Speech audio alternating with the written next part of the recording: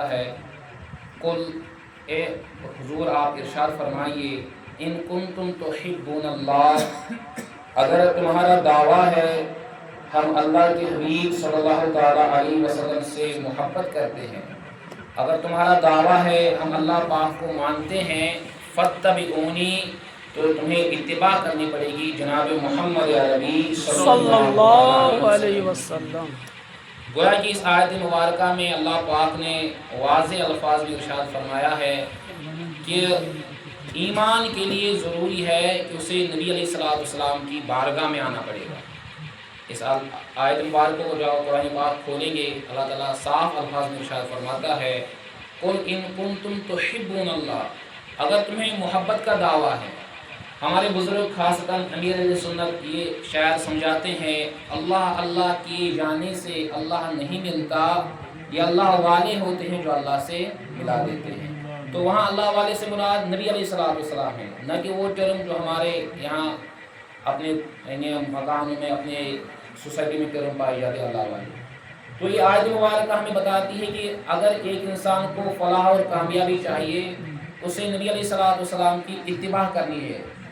تب جا کر اس کا ایمان کیا ہے، مکمل ہے۔ سیدی اعلیٰ حضرت علیہ رحمہ سے پہلے ایک بزرگ گزرے ہیں تو اعلیٰ حضرت علیہ رحمہ نے ان کی عبارتوں کی وضاحت کی ہے کہ نبی علیہ السلام کی جو اتباع کرنی ہے یہ کس کس انداز سے ہمیں اتباع کرنی ہے۔ تو انہوں نے اس میں ایک چیز بیان کی ہے کہ نبی علیہ السلام کی جو اتباع کرنی ہے، اتباع میں سے سب سے پہلی چیز یہ ہے کہ کثرت الشوق ہی الی لقائہ،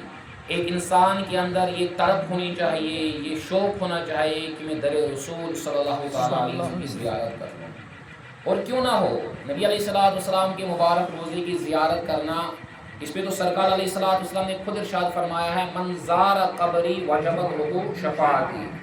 اعلیٰ حضرت کے والد صاحب مفتی نقیلی خان صاحب اس حدیث کو کوٹ کرنے کے بعد ایک اعتراض قائم کرتے ہیں کہ سرکار علیہ السلام کی حدیث ہے ابو داؤد شریف کے اندر، نبی علیہ السلام نے ارشاد فرمایا شفاعتی لأہل القبائر من امتی، میری شفاعت جو ہے وہ امت کے بڑے بڑے کبیرہ گناہ کرنے والوں کے لیے ہے۔ آپ اس حدیث کو سمجھے گا۔ اگر کوئی یہ پوچھے کہ مدینہ جانا کیا ضروری ہے، مدینہ جا کے تو ہمیں شفاعت ملے گی، وہ شفاعت تو سرکار خود ارشاد فرماتے ہیں کہ میری شفاعت کن کے لیے ہے، کبیرہ گناہ کرنے والوں کے لیے۔ تو سیدی اعلیٰ حضرت علیہ رحمہ کے والد صاحب اس کی شرح لکھتے ہیں کہ جو اعتراض کرے اسے پوچھنا چاہے کہ پہلے تو اپنا عقیدہ بتاؤ۔ نبی علیہ السلام کی شفاعت کی قسمیں ہیں، شفاعت کبریٰ وہ ہے ہر ایک کو ملے گی، چاہے مسلمان ہو، کافر ہو، مرتد ہو، کوئی بھی ہو، اس کو بولتے ہیں اللہ پاک کی بارگاہ میں حساب چالو کرانا، حساب و کتاب۔ لیکن اس کے بعد جو شفاعت ہے اس کے لیے ایمان شرط ہے، اسی کو وہ شفاعت ملے گی جو مسلمان سنی ہوگا۔ تو امام علیہ السلام کے والد صاحب فرماتے اگر کوئی انسان اب کہے میں گناہ کروں گا اور مدینہ شریف بھی نہیں جاؤں گا، مجھے کیا ٹینشن ہے، سرکار تو فرما چکے ہیں شفاعتی لأہل القبائر من امتی، میری شفاعت امت کے بڑے بڑے کبیرہ گناہ کرنے والوں کے لیے ہے۔ تو وہ فرماتے ہیں اس بندے کو سوچنا چاہیے کہ رب کی خفیہ تدبیر کیا ہے میرے بارے میں، اگر میں گناہ کرتا رہا، بڑے بڑے کبیرہ گناہ کرتا رہا، اور اگر اللہ پاک کی خفیہ تدبیر مجھ پر غالب آ گئی اور اگر میرا ایمان پہ انتقال نہ ہوا، پھر تو نبی پاک کی شفاعت اس کو نہیں ملے گی۔ لیکن در حضور کی یہ برکت ہے، جو نبی علیہ السلام کے مبارک روزہ ایمان کی حالت میں دیکھ کے آئے گا،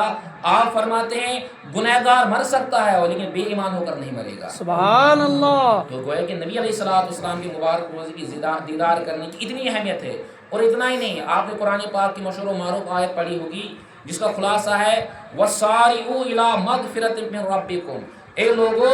تم جلدی کرو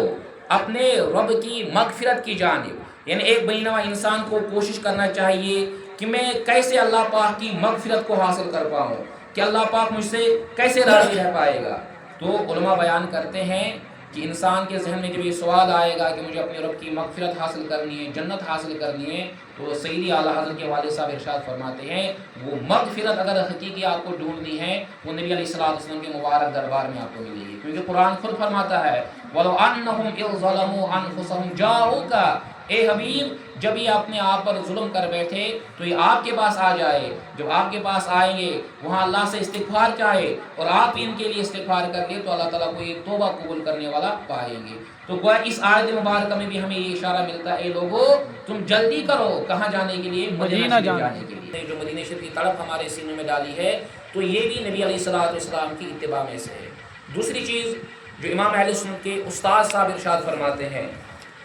وَمِنْهَا، نبی علیہ السلام کی اتباع میں سے کیا ہے؟ فرمایا کثرت ذکر ہی صلی اللہ تعالیٰ علیہ وسلم، یہ انسان کثرت کے ساتھ نبی علیہ السلام کا ذکر کرنے والا ہونا چاہیے، اس کے دل میں نبی علیہ السلام کی محبت ہونی چاہیے، یہ نبی علیہ السلام کو یاد کرنے والا چاہیے۔ اور کس انداز سے یاد کر لے؟ اگر یہ اپنی جگہ سوچے گا کہ میں صحابہ کرام کے جیسے نبی علیہ السلام کو یاد کروں گا تو یہ فرماتی یہ تو ممکن ہی نہیں ہے انسان سرکار علیہ السلام کو یاد ان جیسا کرے جسے صحابہ کرام نے کیا ہے۔ بہرحال یہ سارے لوگ، یہ علماء کرام نبی علیہ السلام کی اتباع میں بات کرتے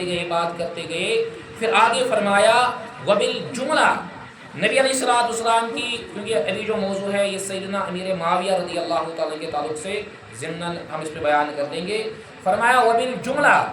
جملہ نبی علیہ السلام کی جو اتباع کرنے کا حکم ہے، آپ کو نبی علیہ السلام کو آخری نبی ماننا ہے، آپ کو نبی علیہ السلام کو رحمت للعالمین ماننا ہے، آپ کو نبی علیہ السلام کو غیب جاننے والا نبی ماننا ہے، آپ کو نبی علیہ السلام کے تعلق سے جو ایمانیات ہے ان کا ماننا ضروری ہے۔ فرماتے اسی میں سے ایک چیز یہ بھی ہے، یحبو، ایک امتی محبت کر لے، علی کل احد، ہر اس شخص کے لیے جو شخص صحابہ کبار میں سے ہو اور اہل بیت کبار میں سے ہو، ان میں سے ہر ایک سے محبت کرنی ہے، اور محبت میں انداز کیا اپنانا ہے؟ اعلیٰ حضرت علیہ الرحمٰن نے بڑا پیارا اشارہ دیا ہے کہ ہم اگر کسی سے بھی محبت کریں گے، ماشاءاللہ یہاں پر علماء کرام ہوں گے، طلباء کرام ہوں گے، یہاں پیر صاحب ہوں گے، یہاں جو سادات کرام ہمارے سر کے تاج ہوں گے وہ ہوں گے، ہمیں ہر ایک سے جو محبت کرنی ہے، اعلیٰ حضرت علیہ الرحمٰن نے فرمایا اگر ایک انسان ایک فارمولا پہ عمل کر لے وہ انسان کبھی گناہ نہیں ہو سکتا، نہ اس کے ذہن میں کبھی امیر معاویہ رضی اللہ تعالیٰ کی طرف سے نیگیٹیوٹی آ سکتی ہے۔ حضرت وہ کیا فارمولا ہے؟ آپ فرماتے ہیں ہمیں ان ہستیوں سے محبت کرنی ہے،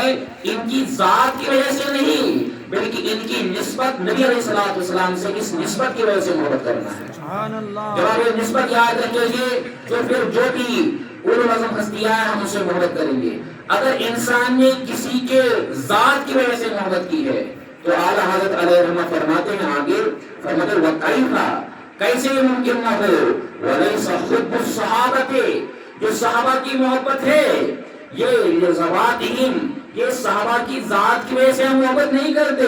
وَلَا حُبُّ أَهْلِ بَيْتِ، اور جو اہل بیت کرام ہے ہم ان سے محبت نہیں کرتے ان کے جانوں کی وجہ سے، ان کے ہونے کی وجہ سے، ہم اگر محبت کرتے ان سب سے لِوَصَلَتِهِمْ بِرَسُولِ اللَّهِ، کیونکہ ان کا ایمانی تعلق ہے نبی کریم صلی اللہ تعالیٰ علیہ وسلم سے۔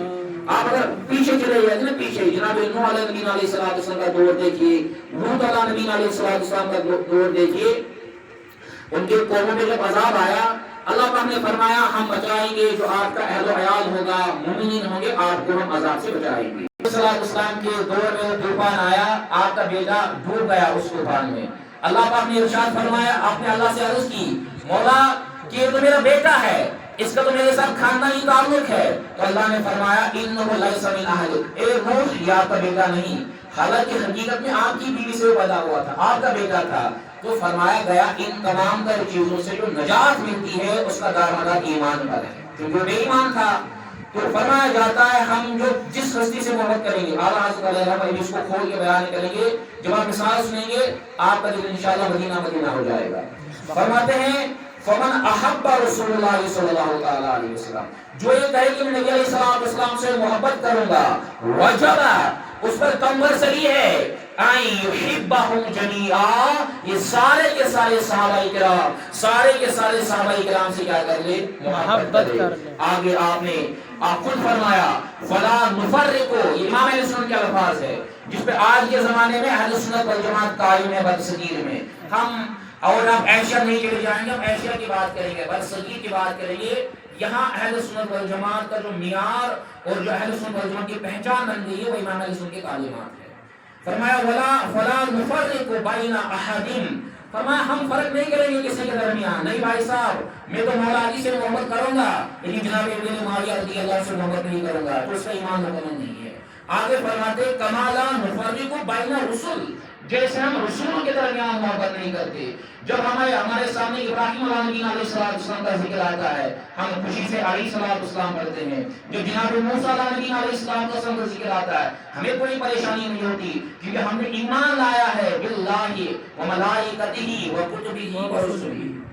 ہم نے سارے رسولوں پر ایمان لایا ہے۔ اور حضرت علیہ رحمہ بیان فرماتے ہیں، اب دیکھیے مثال جو امام اہل سنت نے دی ہے، ہمیں جب کسی سے بھی محبت کرنی ہے اس میں ہمیں دو چیزوں کا خیال رکھنا ہے، ایک تو نبی علیہ السلام کی نسبت کا خیال رکھنا ہے، اور اسلام نے جو کرائٹیریا دیا ہے، جو شرائط دیے ہیں، جو طریقے دیے ہیں، آپ نے ماضی میں اگر دیکھا ہوگا تو طاہر القادری کی کچھ کلپس وائرل ہوئی تھی جس میں وہ کہتا تھا شان علی کے بارے میں کوئی مسئلہ نہیں ہے، آپ بڑھاؤ شان علی، بڑھاؤ کتنا بڑھانا اس میں کوئی حرج نہیں ہے۔ گویا کہ وہ یہ قصد ہے کہ آپ خلفاء سے بھی آگے بڑھاؤ، نبیوں سے آگے بڑھا، معاذ اللہ رب العالمین، اس میں شاید کوئی مسئلہ نہیں۔ حالانکہ پچھلے مرتبہ آپ نے سنا کہ ایک صحابی نبی سے افضل نہیں ہو سکتا، کہ ضرورت دین طے کی رہا ہے۔ بہرحال امام اہل سنت فرماتے ہیں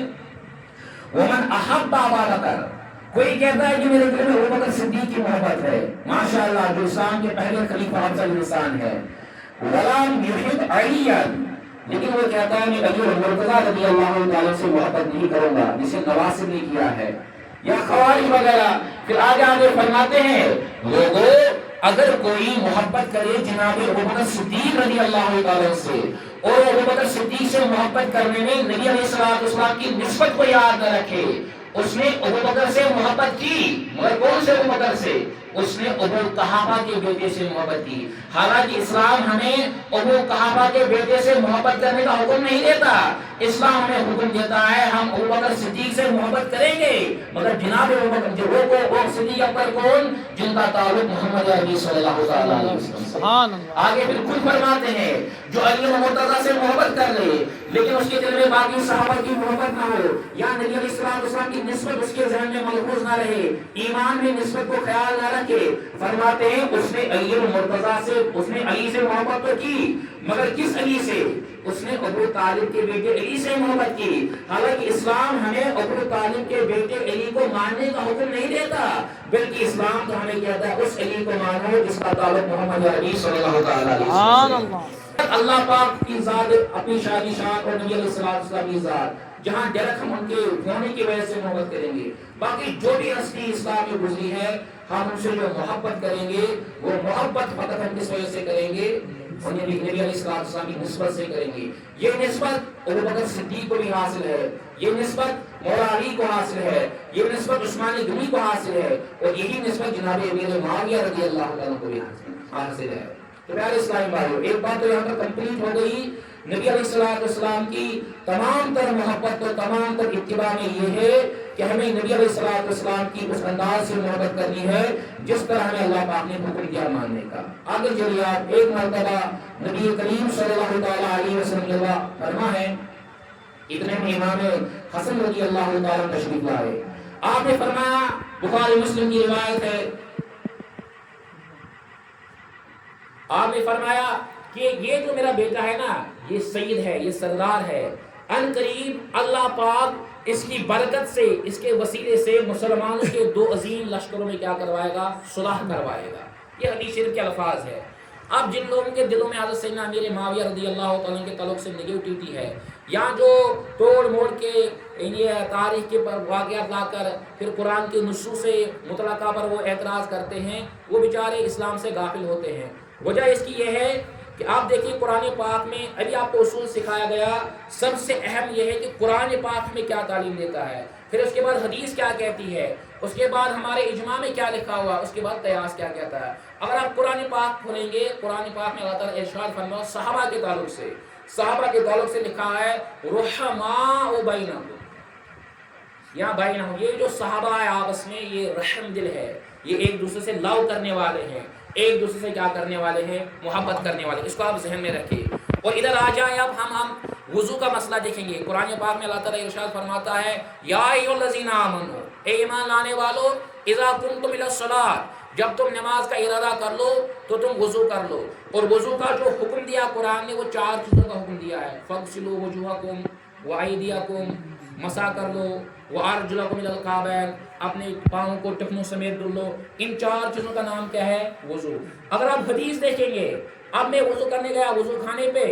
جو اس قسم کے اعتراض کرتے ہیں آپ ان کے سامنے اس قسم کی گفتگو کیجئے، آپ یہ مت گفتگو کیجئے بخاری میں کیا لکھا ہے، مسلم میں کہا کہ ہمیں ذرا لاجک سے سمجھائیے، آپ آئیے میرے سامنے وضو کیجئے، یا میں وضو کرتا ہوں اور میں بغیر بسم اللہ کے وضو کر لیتا ہوں، بتائیے مولانا صاحب میرا وضو ہوا کہ نہیں ہوا؟ وہ کہے گا یقیناً آپ کا وضو ہوا۔ آپ کو کہنا نہیں حضرت وضو نہیں ہو سکتا، کیوں نہیں ہو سکتا؟ حدیث کہتی ہے لا وضو لمن لم یسمی، اس کا وضو ہی نہیں جو بسم اللہ نہ پڑھ لے، حدیث صحیح میں فرمایا گیا ہے، یعنی وضو کے شروع کرنے سے پہلے جو بسم اللہ نہ پڑھے اس کا وضو ہی نہیں ہے۔ اگر وہ وہاں سے جاننے والا ہوگا، اہل علم ہوگا، وہ کہے گا نہیں بھائی یہ تو خبر واحد ہے، یہ تو حدیث ہے، اس سے ہم قرآن کے مطلق پر زیادتی نہیں کر سکتے۔ قرآن نے 4 چیزوں کے دھلنے کا نام کیا رکھا ہے؟ وضو رکھا ہے۔ ہم اس کو سنت مان سکتے ہیں یا کہیں گے نیکی ملے گی، ثواب ملے گی اگر آپ بسم اللہ پڑھیں گے، لیکن وضو ہو جائے گا۔ وضو آپ کو کہنا ہے بھائی صاحب کیوں وضو ہو جائے گا، یہ تو حدیث صحیح ہے، سرکار فرماتے وضو ہی نہیں ہے، اور آپ کہتے ہیں وضو ہے، توبہ توبہ استغفر اللہ، آپ نے یہ بات کہاں سے کہہ دی؟ وہ وہاں سے کہے گا اصول ہوتا ہے کہ جب حدیث میں کچھ اور لکھا ہو بظاہر اور وہ قرآن سے کنٹراڈکٹ ہو، کنٹروورسی ہو، ہم حدیث کو حکمن چھوڑ دیتے ہیں اور قرآن کے مطلق کو کیا کرتے ہیں، اس پہ عمل کرتے ہیں۔ کہاں یہی تو ہم بات سمجھا رہے ہیں۔ قرآن فرماتا ہے رحماء بینہم، صحابہ آپس میں کیا ہے؟ رحم دل ہے، صحابہ کی آپس میں کیا ہے؟ محبت ہے، اور آپ اس چیز کو لے کے پڑھے ہیں کہ وہ تو آپس میں معاملات کرتے تھے۔ تو ان تمام تر چیزوں سے کتاب اللہ کا جو مطلق ہے اس پر زیادتی نہیں ہو سکتی۔ اپنی بات کو ایک منٹ میں کی تھی کہ نبی علیہ السلام نے ارشاد فرمایا میرا یہ بیٹا مسلمانوں کے 2 عظیم جماعتوں کے درمیان کیا کروائے گا؟ صلح کروائے گا۔ اعلیٰ حضرت علیہ الرحمہ اس کے تعلق سے الفاظ لکھتے ہیں، سبحان اللہ، فرماتے لوگو سنو وَهُوَ الصُّلْحُ الْجَلِيلُ الْجَمِيلُ الَّذِي، یہ کون سی صلح تھی؟ یہ اتنی بہترین صلح تھی جس کو نبی علیہ السلام نے پسند فرمایا۔ اتنا ہی نہیں وَجَعَلَهُ نَاشِيًا عَنْ سَيِّدَةِ سَيِّدِنَا، اور اس کو نبی علیہ السلام نے رکھا ہے، یہ صلح کس سے صادر ہو جائے گی؟ جناب امام حسن رضی اللہ تعالیٰ عنہ سے۔ آگے لکھنے کے بعد اعلیٰ حضرت علیہ الرحمہ فرماتے ہیں، امام علیہ السلام کے الفاظ سنیے، پھر موجودہ دور میں جو امیر معاویہ رضی اللہ عنہ پر تان کرتے ہیں، فرماتے وَبِهِ، اس حدیث کی وجہ سے ظہرا، یہ بات کھل گئی، ان الطعن علی الامیر معاویہ رضی اللہ تعالیٰ عنہ، اگر کوئی طعنہ کرتا ہے امیر معاویہ پر، فرماتے اعلیٰ حضرت علیہ الرحمہ طعن علی الامام المجتبی، اس نے امیر معاویہ پر طعنہ نہیں کیا، اس نے وہ طعنہ امام حسن رضی اللہ عنہ کو دے دیا۔ اتنی بات نہیں، آگے فرماتے اتنا ہی نہیں بل علی جدہ الکریم صلی اللہ تعالیٰ علیہ وسلم، بلکہ اس نے یہ طعنہ ڈائریکٹ نبی علیہ السلام کو دیا۔ نبی علیہ السلام اپنی خوشنودی کو، خوشی کو ظاہر کر رہے ہیں، اور یہ کہہ رہا ہے کہ نہیں اس نے تو معاملات کیے۔ آگے فرماتے یہ طعنہ یہاں ہی نہیں رکے گا، بل علی ربہ، گویا کہ یہ طعنہ کو اس پہ دے رہا ہے، اپنے رب پر دے رہا ہے۔ تو لہذا پیارے اسلام بھائیو، اب جو بیان ہونے جا رہا ہے اس کے اس بیان کو شروع کرنے سے پہلے کچھ خاکہ میں نے آپ کے ذہن میں رکھا، صحابہ کرام سے جو محبت ہے، پھر عقیدہ ہمارا کیا ہے، تمام تر صحابہ کرام میں کون افضل ہے، اس میں جو اعتراضات وغیرہ اگر آپ کے ذہن میں کچھ اور پوچھنا ہو تو بیان کے بعد ماشاءاللہ آپ ہمارے استاد محترم سے پوچھ سکتے ہیں۔ اللہ پاک ہمیں